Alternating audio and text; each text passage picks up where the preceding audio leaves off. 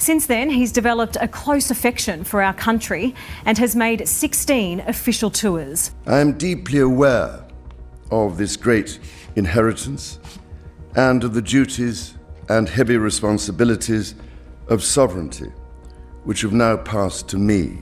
In a dramatic turn of events that shook the foundations of the British monarchy, King Charles III found himself involved in a legal battle all the way in the Supreme Court. It is to enter the world of those who suffer, to make a difference to their lives, and so bring hope where there is despair. This legal battle was not against the media or the government, but against his own brother, Prince Edward, who found something intriguing about him. King Charles has named his youngest brother, Prince Edward, the Duke of Edinburgh, a title held, of course, by his late father, Prince Philip, for more than 70 years. It had been the late Prince's wish for Prince Edward to be granted the dukedom after his death. What could have sparked such a shocking and personal feud between the royal siblings that must be settled in the Supreme Court? Join us as we uncover the details of why Prince Edward took the king to the Supreme Court. And really what he wanted to try to do was to find a means to be able to inspire them to get involved in all sorts of activities. The alleged court case. Rumours like wildfire spread through the corridors of Buckingham Palace and across the pages of newspapers, starting a narrative that would captivate the British public and royal watchers worldwide. The royal family was already under the microscope of public scrutiny due to various controversies and personal dramas. But this time, the focus was on a conflict between two brothers, an alleged court case where Prince Edward, the youngest son of Queen Elizabeth II, was rumored to have taken his brother, Prince Charles, to the courts over a matter that could potentially shake the foundations of the monarchy's role. In this purpose, I know that I shall be upheld by the affection and loyalty of the peoples whose sovereign I have been called upon to be. Keep watching to find out more. Prince Edward, the youngest child of Queen Elizabeth II and the late Prince Philip, Duke of Edinburgh, has always been a quiet but yet intriguing figure within the British royal family. Known more for his ventures in the arts and media than for the traditional royal duties embraced by his siblings, Edward has cultivated a reputation of quiet dignity. However, under his calm exterior lies a story of ambition, family tension, and the shadow of a promise left unkempt. This promise was rooted in the wishes of his late father, Prince Philip. Before Prince Philip's death in April 2021, Prince Philip had expressed a clear desire for his youngest son. Well, it's almost impossible for me to tell. How do you compare it with in some instances I think it's quite good, in other instances it's very bad. Prince Edward, to inherit the prestigious title of Duke of Edinburgh. Edward's dedication to his royal responsibilities, especially his stewardship of the Duke of Edinburgh's award, made him a natural successor. However, after Philip's passing, this promise remained unrealized. King Charles III, newly ascended to the throne, appeared hesitant to give the dukedom on Edward, leading to speculation about the motives behind the delay. The hesitation surrounding the transfer of the title did not go unnoticed. The British public and media, always alert to any hints of trouble within the royal family, started to speculate. Did Charles hesitate in order to reduce the importance of titles to focus on a streamlined monarchy? Or was this a personal slight revealing tensions with his brother? Who knows? However, for Edward, the delay raised questions about his place in the monarchy's future. Despite his contributions to royal life and his father's clear intent, Edward found himself sidelined in a family where hierarchy often defines significance. Amid the growing tensions, whispers began to circulate about a dramatic and bold action Prince Edward might take to get his title. These whispers that indicated it was Prince Edward who revealed the infamous Black Spider memos captured the public imagination. difficult really to explain what it is to be together as a family for the first time. Just wonderful. The Black Spider memos were handwritten letters by King Charles during his tenure as Prince of Wales. These letters contained his personal appeals to government ministers, expressing his views on a range of issues from environmental policy to military engagements. However, it is known that the British monarchy constitutional role is to remain strictly not involved in politics, acting as a symbol of national unity rather than a political figure. This neutrality is so important for maintaining the monarchy's role as an impartial head of state who can perform ceremonial duties, approve laws, and unite people across political differences in the country. These monarchs' public roles are symbolic and non-partisan. This made the Black Spider memos feel wrong and against what the monarchy stood for. The idea that Edward might leverage these documents against his own brother added an extraordinary layer to the story. It hinted at a deeper family rift involving royal accountability and transparency. It also sparked a constitutional debate about the monarchy's political role, leading to Prince Charles's actions being examined in a judicial setting. Well, one of the things I was very impressed by personally was when I met all these religious and ethnic leaders in Sydney. This resulted in a court case towards King Charles, who, however, refused these letters to be revealed to the public. Keep watching to know what happened next. The Black Spider memos. What immediately set the Black Spider memos apart was their visual and stylistic uniqueness. King Charles's handwriting was a sprawling, spindly script looking web-like, often described as chaotic and hard to read. The resemblance to a spider's web earned the letters the nickname, but it wasn't just the handwriting that captured the public's attention. King Charles's tone in the memos was very personal, sometimes showing his frustration and need for urgency. He wrote with conviction, sometimes even issuing direct suggestions or recommendations to government officials. This style was fully in contrast to the reserved, neutral attitude expected of a future monarch. Supporters of Charles argued that his style reflected his earnest engagement with the issues he cared about. Critics, however, saw it as a sign of overreach, raising questions about whether the prince was stepping outside the bounds of his constitutional role. I know she will bring to the demands of her new role the steadfast devotion to duty on which I have come to rely so much. It was obvious that King Charles stood apart from many other heirs to the throne due to his outspoken advocacy on various social, environmental, and architectural issues. His public persona as a passionate campaigner for these causes often contrasted sharply with the expectations of a reserved and non-political monarchy. While his mother, Queen Elizabeth II, was renowned for her steadfast neutrality. So there are some disadvantages to crowns, but otherwise they're quite important things. King Charles seemed determined to carve out a different path. From a young age, Charles showed a deep interest in the natural world. He was profoundly influenced by his tutor, Laurent van der Post, whose emphasis on spirituality and humanity's connection to nature helped shape Charles's perspective. These influences translated into his lifelong advocacy for environmental sustainability.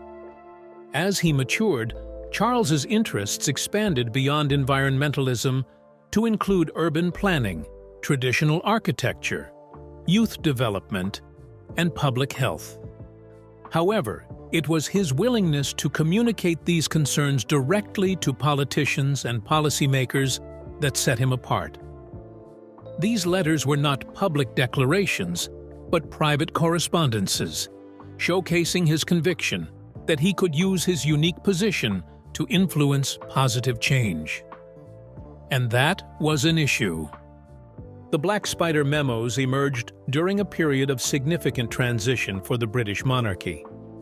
By the early 2000s, public attitudes toward the royal family were evolving. Right now, up to 15 million people are at risk in the dry lands of Africa. The institution, once shrouded in mystique, faced increasing demands for transparency and accountability.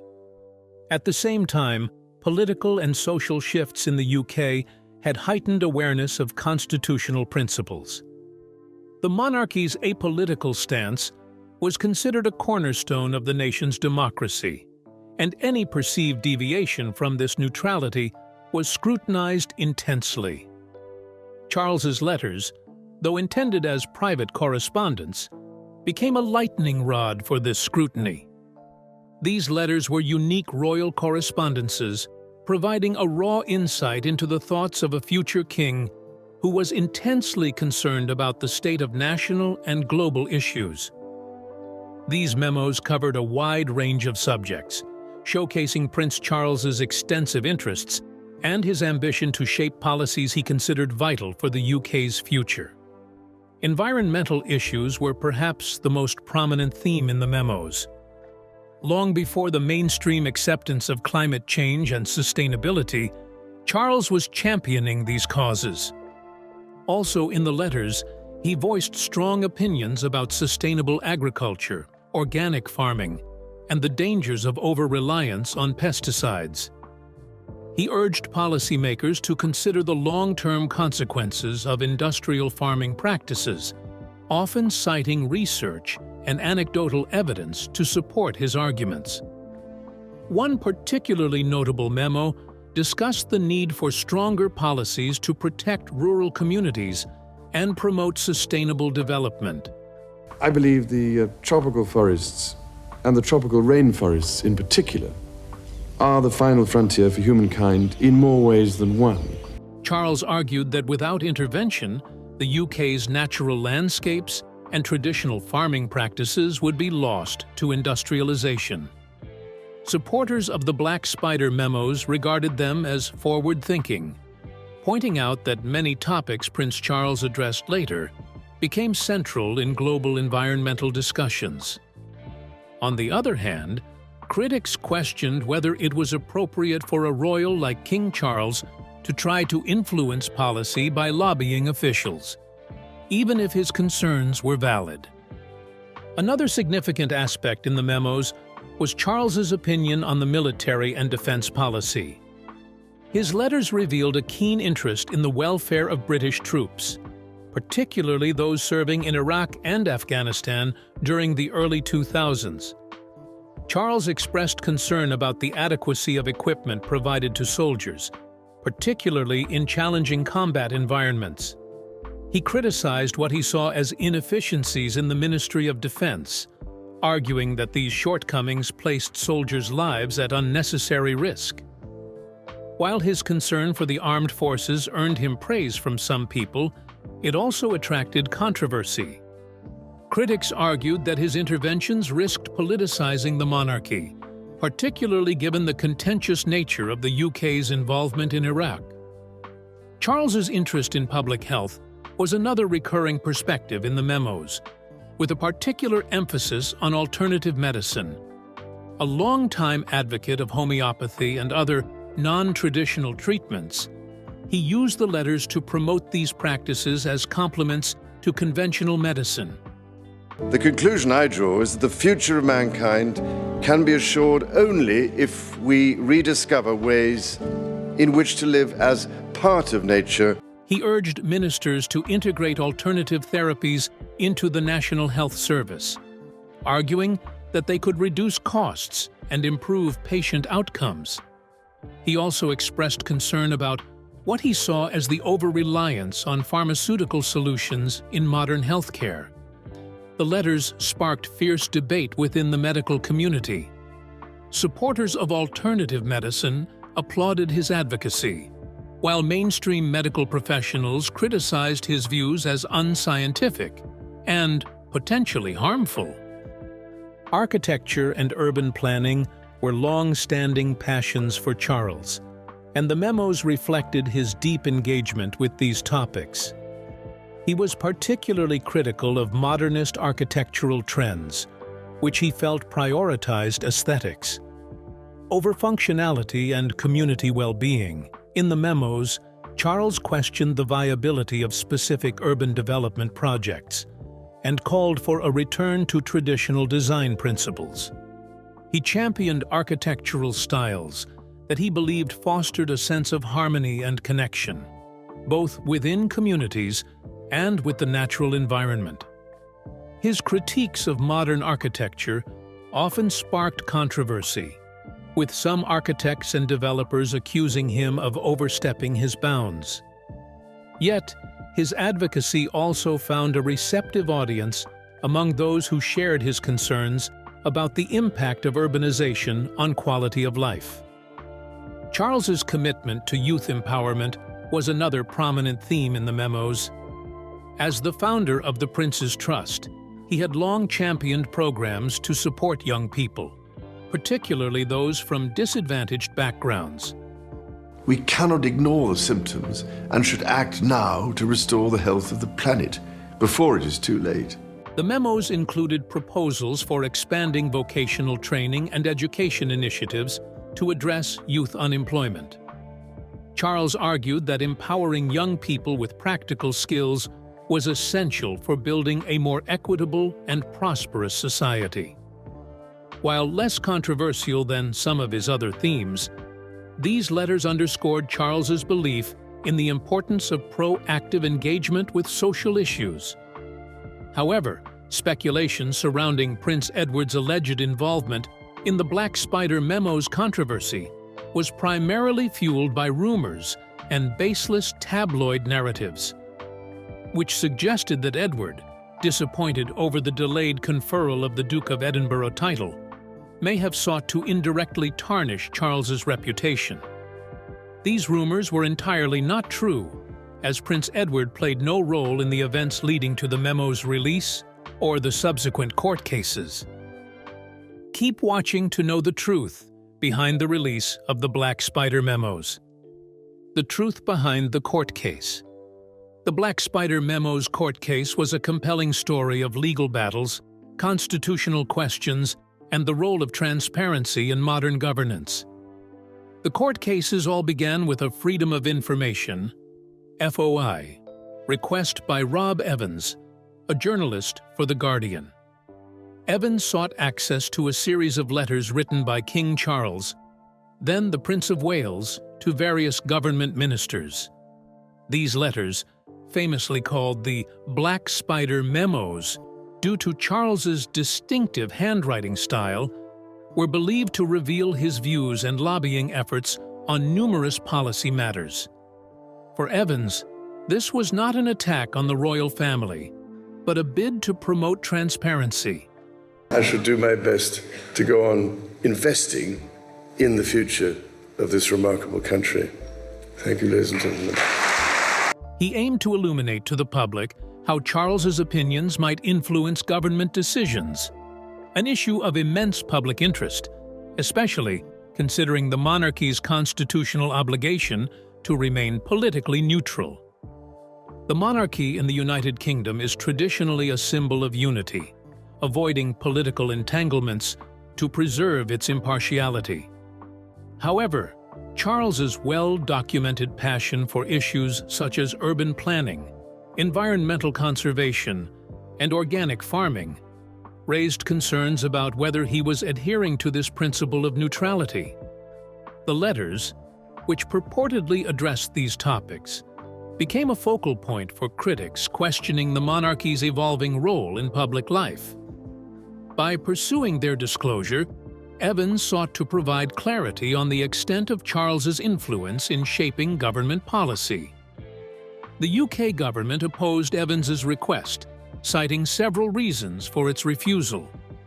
Officials argued that releasing the memos would compromise the monarchy's apolitical stance and potentially set a precedent for future disclosures of sensitive royal correspondence. Such revelations, they contended, might discourage open and candid communication between government ministers and members of the royal family. Additionally, the government claimed that the letters were personal and private, making them exempt from disclosure under the Freedom of Information Act 2000. This resistance sparked a protracted legal battle that ultimately tested the boundaries of transparency and executive authority. After years of wrangling, the matter reached the upper tribunal, a judicial body tasked with resolving disputes under the Freedom of Information Act. The tribunal ruled in favor of Evans, stating that the letters should be disclosed. Their decision emphasized the critical importance of transparency in governance. The tribunal argued that understanding the monarchy's interactions with government officials was crucial for the public, particularly in anticipating how Charles might perform his constitutional role as king. It's Prince Charles like you rarely see him. He made a video to celebrate the 40th anniversary of a hugely popular Australian show. This ruling, however, was not the final word. Determined to prevent the memo's release, the UK government took an extraordinary step. The then Attorney General, Dominic Grieve, invoked a rarely used power known as a ministerial veto to block the disclosure. The ministerial veto is an exceptional legal mechanism allowing the government to override a judicial decision in specific circumstances. Grieve justified his use of this veto by asserting that the publication of the memos would have serious consequences. He argued that revealing the letters would jeopardize King Charles's ability to remain politically neutral once he ascended the throne. Grieve also expressed concerns that publicizing the memos could harm the monarchy's public image and its symbolic role as an apolitical institution. This move was met with widespread criticism. Detractors viewed the veto as a direct challenge to the judiciary's authority and an undermining of open government principles. Conversely, supporters of the veto believed that protecting the monarchy's neutrality and confidentiality justified this extraordinary measure. Keep watching, because the legal battle did not end there. Unwilling to concede, Evans and The Guardian challenged the Attorney General's veto through a judicial review. The case eventually reached the UK Supreme Court, the nation's highest judicial authority. The Supreme Court delivered a landmark ruling. In a narrow 5-2 decision, the court declared the ministerial veto unlawful. The majority opinion stated that the veto could not override the upper tribunal's decision without compelling and specific reasons, which Grieve had failed to provide. This ruling was celebrated as a triumph for transparency and accountability, reinforcing the judiciary's role as a check on executive power. The Supreme Court's decision paved the way for the release of 27 letters written by Charles to government ministers between 2004 and 2005. While the memos revealed the prince's strong opinions on topics such as agriculture, healthcare, and environmental issues, they were less controversial than many had speculated. Nonetheless, their publication reignited debates about the monarchy's role in public life and the fine line between royal influence and political neutrality. The case underscored the challenges of balancing the need for transparency in governance with the constitutional traditions that protect the monarchy's apolitical status. Amidst this legal and constitutional drama, rumors emerged linking Prince Edward, Charles's younger brother, to the controversy. Is that made? It's up for Netflix. Yep. So it goes all around the world, which is quite scary. Yeah, but you'll get that every now and you bump into somebody, they'll go, "Oh, how do you? I don't know you." Some speculated that Edward, motivated by frustrations over the delayed granting of the Duke of Edinburgh title, might have played a role in bringing the memos to public attention. When you walk out of this room a bit later, just walk a few inches taller. It's a bit scary because one or two of you are quite tall already. Tabloids and online commentators fueled this narrative, portraying the case as an extension of alleged sibling rivalry within the royal family. These claims, however, were entirely baseless. Edward, known for his dedication to royal duties and his preference for a low-profile approach, had no connection to the memos or the legal battle surrounding their release. The speculation linking him to the case appears to have been a distraction from the broader issues at stake. It takes a long time to be able to gain people's confidences. It takes a long time, to develop the projects to a standard at which people, will accept them. The Black Spider Memos controversy was a defining moment in the ongoing conversation about transparency, accountability, and the role of the monarchy in a modern democratic society. It illuminated the challenges of reconciling traditional constitutional practices with the public's demand for openness. At its heart, the case was not about family intrigue or internal rivalries, but about the principles of governance and the public's right to understand the forces shaping policy decisions. The release of the memos, while significant, was ultimately less important than the legal precedents set by the case. The Supreme Court's decision reaffirmed the judiciary's independence and its role in upholding the rule of law, even in cases involving the royal family. It also underscored the importance of transparency as a cornerstone of democratic governance. For Charles, the case was a reminder of the scrutiny that comes with public life and the complexities of navigating his constitutional responsibilities.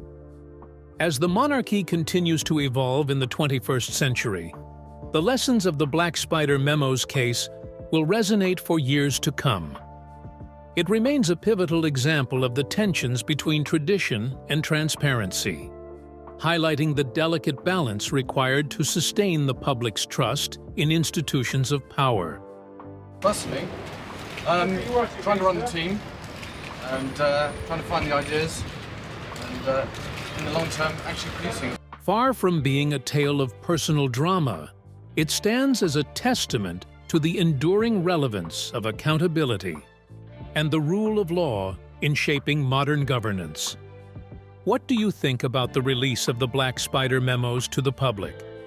Should it have stayed unreleased? Share your thoughts in the comments below. Don't forget to like, follow, share, and subscribe for more. Also, be sure to click on the next video on your screen. You will enjoy it.